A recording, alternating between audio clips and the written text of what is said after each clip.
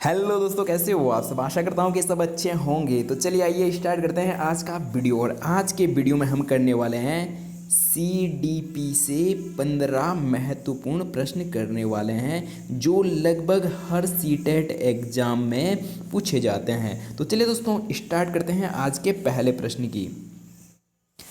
मानसिक स्वास्थ्य और डैश डैश में घनिष्ठ संबंध है। अभिवृत्ति, मापन, स्वीकार्यता और समायोजन। तो दोस्तों इसका जो सही उत्तर हो जाएगा वो हो जाएगा समायोजन। इसका सही उत्तर हो जाएगा मानसिक स्वास्थ्य और समायोजन में घनिष्ठ संबंध होता है। तो चलिए बढ़ते हैं अगले प्रश्न की ओर। अगला जो दोस्तों प्रश्न है प्रश्न नंबर 2, अभिप्रेरणा की अनुचित विधियां हैं। तो दोस्तों दंड और प्रगति की जानकारी और प्रशंसा एवं दोषारोपण और प्रतिस्पर्धा। तो दोस्तों इसका जो सही उत्तर हो जाएगा वो हो जाएगा ऑप्शन नंबर फर्स्ट। इसका सही उत्तर हो जाएगा क्योंकि हमें प्रश्न में पूछा गया है अभिप्रेरणा की अनुचित विधि। तो दोस्तों अगर उचित पूछा होता तो ऑप्शन नंबर सही हो जाता, सेकंड सही हो जाता, लेकिन हमें पूछा गया है कि अनुचित विधि। तो दोस्तों अभिप्रेरणा की अनुचित विधि कौन सी है? दंड। तो चलिए बढ़ते हैं अगले प्रश्न की ओर। इसका जो सही उत्तर हो जाएगा ऑप्शन नंबर फर्स्ट सही उत्तर हो जाएगा। चलिए बढ़ते हैं अगले प्रश्न की ओर।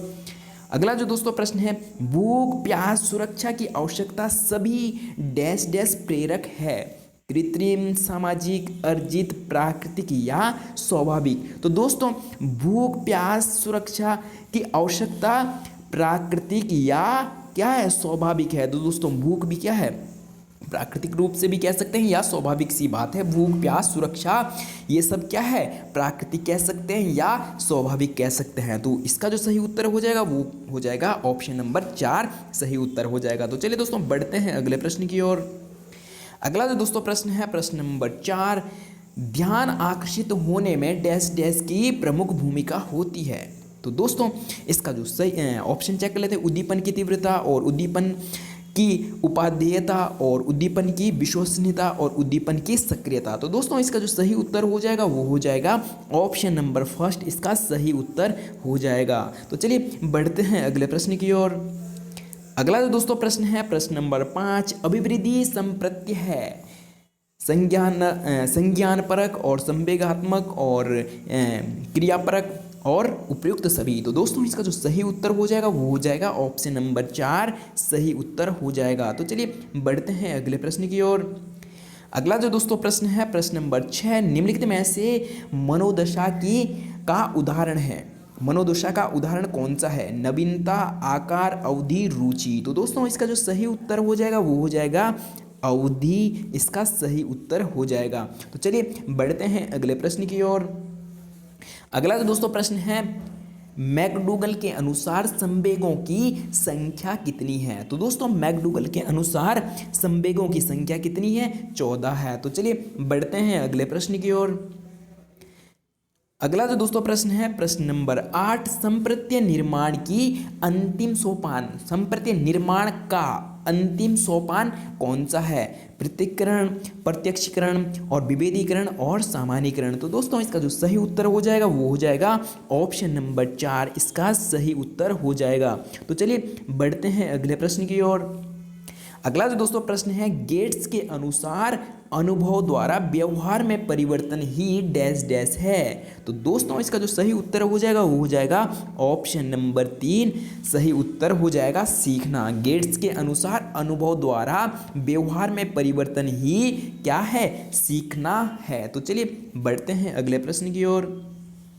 अगला जो दोस्तों प्रश्न है प्रश्न नंबर 10, ध्यान का संबंध है योग्यता से, व्यवधान से, अवधान से और इनमें से कोई नहीं। तो दोस्तों इसका जो सही उत्तर हो जाएगा वो हो जाएगा ऑप्शन नंबर 3 अवधान से। चलिए बढ़ते हैं अगले प्रश्न की ओर।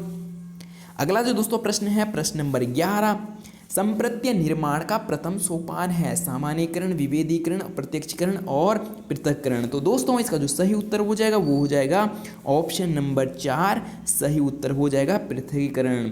चलिए बढ़ते हैं अगले प्रश्न की ओर। अगला जो दोस्तों प्रश्न है, अवदान के आंतरिक अथवा व्यक्तिनिष्ठ निर्धारक हैं रुचि, लक्ष्य, अभिवृद्धि और उद्दीपन, वस्तु और प्रविधि, और दोस्तों तीसरा ऑप्शन है प्रकाश, ध्वनि, गंध और पुरस्कार, दंड, प्रोत्साहन। तो दोस्तों इसका जो सही उत्तर हो जाएगा वो हो जाएगा ऑप्शन नंबर फर्स्ट, इसका सही उत्तर हो जाएगा। तो चलिए बढ़ते हैं अगले प्रश्न की ओर।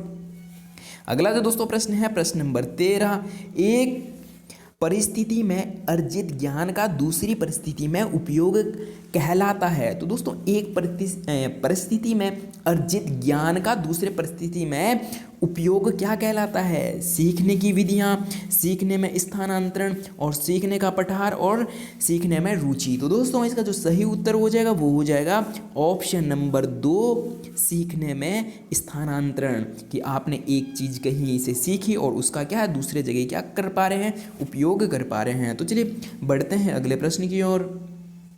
अगला जो दोस्तों प्रश्न है प्रश्न नंबर 14 और ये आज के लिए सेकंड लास्ट प्रश्न है। तो दोस्तों अगर आप हमारे वीडियो में हमारे चैनल पर पहली बार हो तो चैनल को सब्सक्राइब और वीडियो को लाइक करना ना भूलें। प्रश्न नंबर 14, मानसिक स्वास्थ्य के नियमों को खोजना और उन्हें बनाए रखना।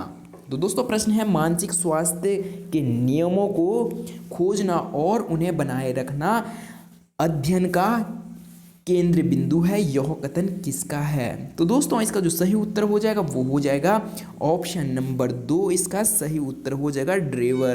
तो चलिए बढ़ते हैं अगले प्रश्न की ओर।